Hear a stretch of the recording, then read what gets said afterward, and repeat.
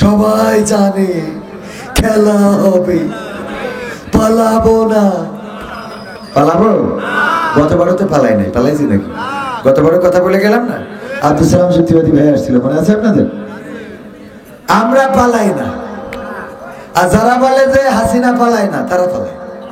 ঠিক না বেঠিক? পালাইছে না পালাই না?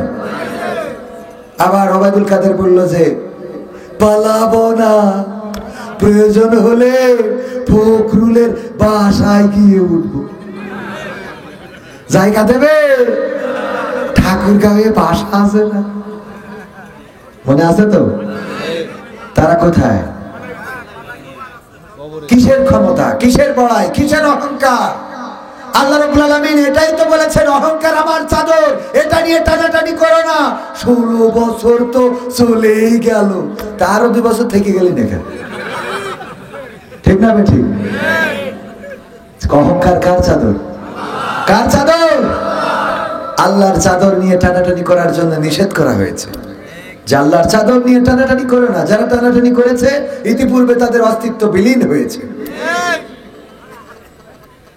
আব্রাহা এসেছিল কাবা ধ্বংসের জন্য, আল্লাহ রাব্বুল আলামিন অস্তিত্ব বিলীন করে দিলেন। পুরা আব্রাহার টিমটারে এমন বানিয়ে দিলেন, সূরা ফিলে আল্লাহ বর্ণনা করে দিয়েছেন, আলাম তারা কাইফা ফাআলা রাব্বুকা বিআসহাবিল ফিল আলাম ইয়াজআল কায়দাহুম ফি তাদলিল ওয়া আরসালা আলাইহিম তায়রান আবাবিল তারমিহিম বিহিজারাতিন মিন সিজিল ফাজআলাহুম কাসফিন মাকুল। কথাগুলো কার? ও নবী, আপনি কি দেখেননি আমি হস্তি বাহিনীর সাথে কেমন আচরণ করলাম? আমি তাদের ষড়যন্ত্র সব নস্যাৎ করে দিলাম। ওরা চাইলে 41 সাল পর্যন্ত থাকবে, আমি 24ই পাঠাই দিয়েছি। মানে এখন যদি আয়াত নাজিল হইতো এটাই হইতো। কথা বলেননি? আমি ওদের পরে প্রেরণ করলাম ঝাঁকে ঝাঁকে বাচ্চা ছেলে মিলে। ঠিক না বেঠিক? ওরা নিক্ষেপ করবে ইট পাথর, তাও ছিল না, তারপরেও তারা পালায়ে গেল। সূরা ফিল একটু মিলাই নেন। আল্লাহ বলল আমি কি করেছি? আল্লাহর নবীকে বলছে, ওগো নবী, আপনি কি দেখেননি ওদের ষড়যন্ত্র কেমন করে আমি ধ্বংস করে দিলাম? আমি তাদের উপরে প্রেরণ করলাম যাকে যাকে পাখি, আর ওরা নিক্ষেপ করেছিল ছোট ছোট কঙ্কর, একদম ক্ষুদ্র ক্ষুদ্র, আর তাই দিয়ে আমি তাদের পশুর চর্বিত ভুসির ন্যায় করে দিয়েছিলাম। আল্লাহু আকবার। আল্লাহ পারে না? পারে না? নদীর মধ্যে রাস্তা বানালেন, আগুনের মধ্যে ফুল বাগান বানালেন, তুর পুড়ে ছাই হয়ে গেল, মুসা পুড়লেন না। ছুরি জবাই করার জন্য ইসমাইলের গলায় চালানো হলো, ওই ছুরি কাটতে পারলো না। আল্লাহ রাব্বুল আলামিন যদি না চান ছুরি কাটে না, আল্লাহ যদি না চান মাছ হজম করতে পারে না, আল্লাহ যদি না চান পানি ডুবাতে পারে না, আল্লাহ যদি না চান আগুন পোড়াতে পারে না, আল্লাহ যদি না চান পৃথিবীর কোনো মানুষ কাউকে মারতে পারে না, আল্লাহ যদি না চান চেয়ার থেকে কাউকে সরাতে পারে না, আল্লাহ যদি না চান তাইলে চেয়ারেও কাউকে বসাতে পারে। চাওয়া লাগবে কার? আল্লাহ যদি চাই সব সম্ভব, আল্লাহ যদি না চান কিছু সম্ভব হবে। সুতরাং আমরা নিবেদিত হব কার জন্য?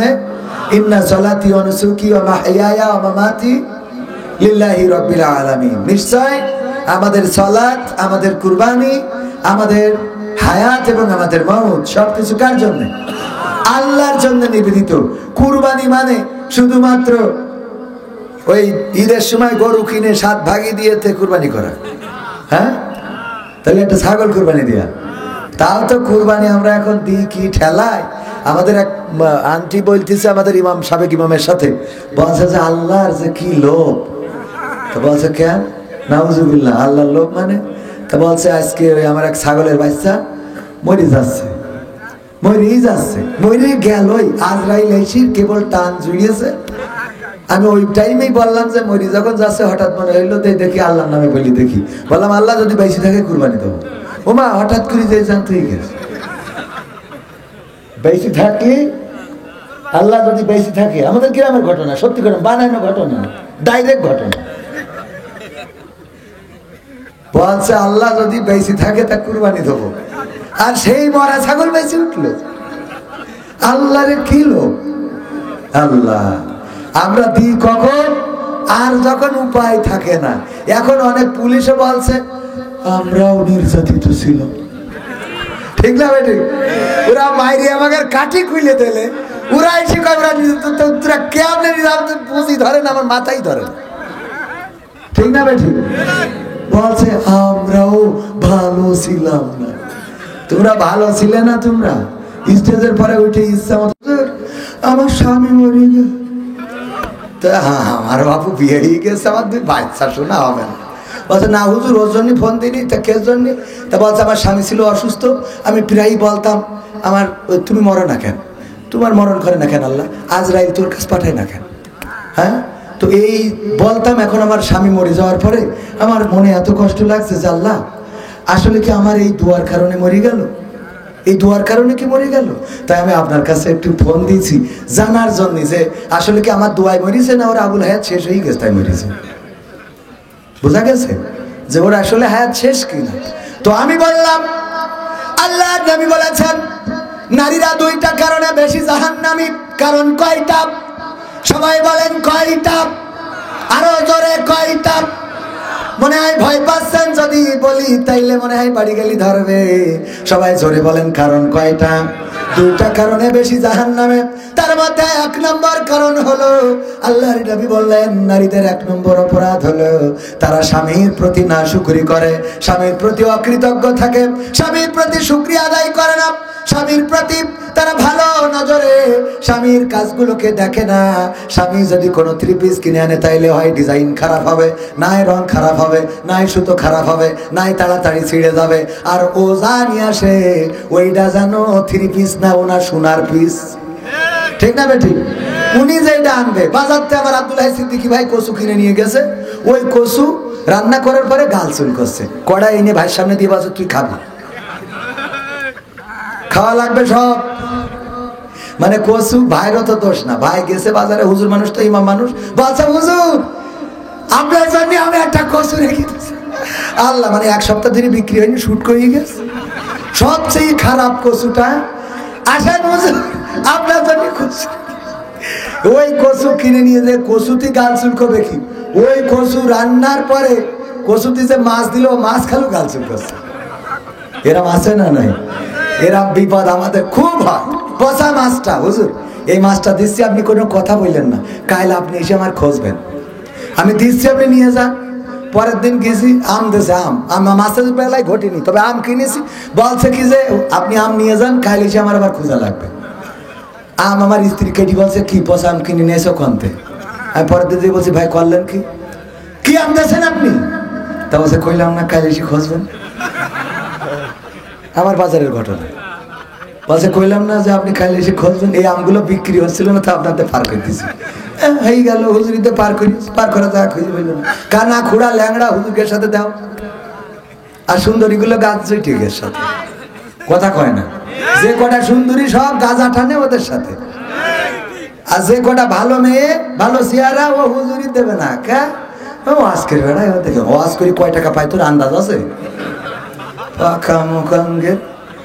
আন্দাজ করতে পারো না হুজুরির টাকা ইনকাম কত? ইমামতিতে টাকা, মাদ্রাসা পড়ালি টাকা, মানুষ মরি গেল যে কবরের কাছে মাটিতে ঢেলু টাকা দেয়, মানে মরলেও লাভ বাঁচলেও লাভ, কথা কয় না। আমি মালয়েশিয়ায় থাকতে মাঝে মাঝে ওই ওরা দেশে মানুষ মরে গেলি দোয়ার মাহফিল করতো, আমার দাওয়াত দিত, আমি যে ওয়াজ মাস করতাম। তো দেখা যায় 2-1 মাস 3 মাস আর কেউ মরে না। তো মাঝে মাঝে বলতাম সেটা মাসেট আছে না নাকি দেশে, না বাংলাদেশ ভুলিয়ে গেল আজরাই, মানে এই দেশে মরে ওই দেশে মিলা দিত। আডা ওরাঙ্গিনী মালাই ডিয়ারাং পাহামা সিনি আডা মাতি সানা আডা দোয়া আলা। তো এই জন্যই ওই কুন্ডুরি করতো যে এতে সেখানে দোয়া করতাম। তো এই দেশে 3-4 মাস দাওয়াত না হলে বলতাম মানে আজরাইল বাংলাদেশ ভুলিয়ে গে। তার মানে মল্লু দাওয়াত আছে না নাই? তার মানে হুজুর যাইতেও আবার পরকালেও কবরে যাওয়ার পরে মান রব্বু খামান দিনু খাইতো বাইর মুখস্থ, বাইরের মুখস্থ আমি চেষ্টা করতেছি। হুজুরদের সব পুরো পুরো সব মুখস্থ ডাইরেক্ট লাইন। আর আমাদের যারা আমরা একটু অল্প হুজুর, আমাদের একটু চেষ্টা করা লাগে, ঠিক কিনা? এমপিরা সব কোথায় গেল, মন্ত্রীরা সব কোথায় গেল, কোথায় কাদের কাকা? তাদের ছাড়া দেশটা এখন লাগে ফাঁকা ফাঁকা। পালাবো না, পালাবে না, পালাবে না, যাই না তবু দেখা, পালাবে না, পালাবে না তবু দেখা, তাদের সারা দেশটা এখন লাগে ফাঁকা ফাঁকা, ওদের সারা দেশটা এখন লাগে ফাঁকা ফাঁকা। আইন মন্ত্রী আটকে গেল আইনেরই ফাঁকে, দাড়ি সারা দরবেশের ভণ্ড ভণ্ড লাগে।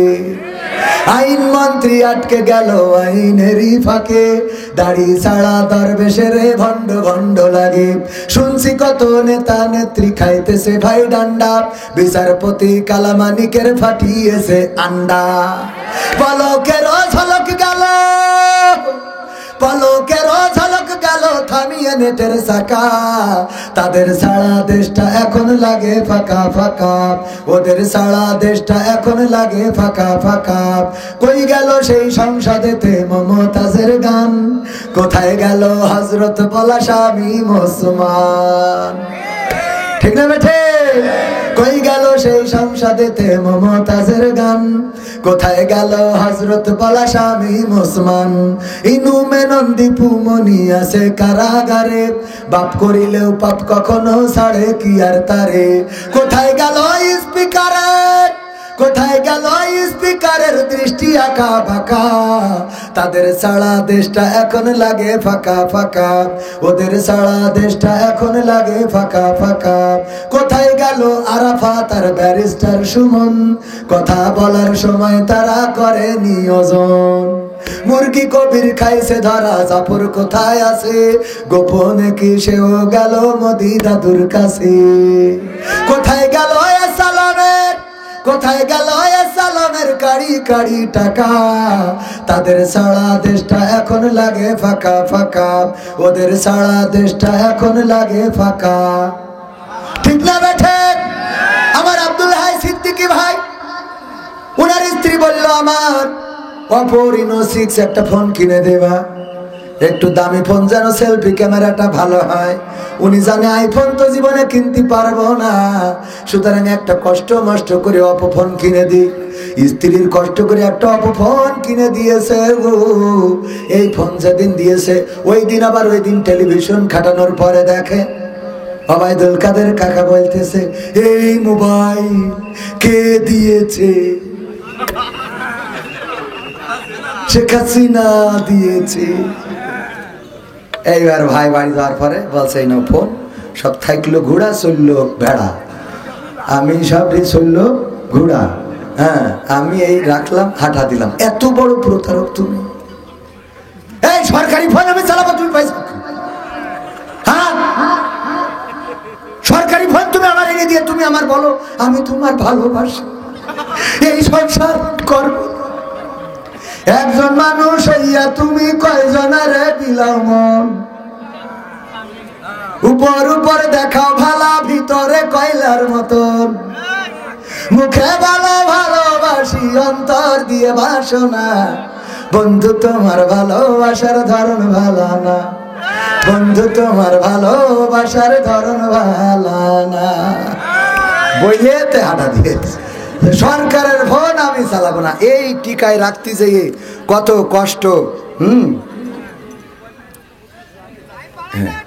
না পাগল আমি নিজে গেল না, অসুবিধা। আমার দোস্ত বলছে কি টাইম বাড়াই দিলাম, তুই করতে থাক, ঠিক আছে, অসুবিধা নেই। হুজুর হুজুর মরে মরুক, অসুবিধা নেই। মানে বিষয় হলো হুজুর আনার আগে, ওরে বাবা হুজুর কেমন আছেন হুজুর, হুজুর আপনি কি খাবেন, কি রান্না করবো হুজুর। এবার যে হুজুর চলে আসে কয় ভাই আসতে অসুবিধা হয়নি তো, এতক্ষণ কি? আর আসার পরে কয় ভাই কোনো অসুবিধা হয়েছে নাই।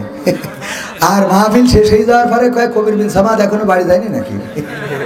আগে ছিলাম হুজুর ওয়াজ করার আগে ভাই, আর ওয়াজ করার শেষে কবির বিন সামাদ।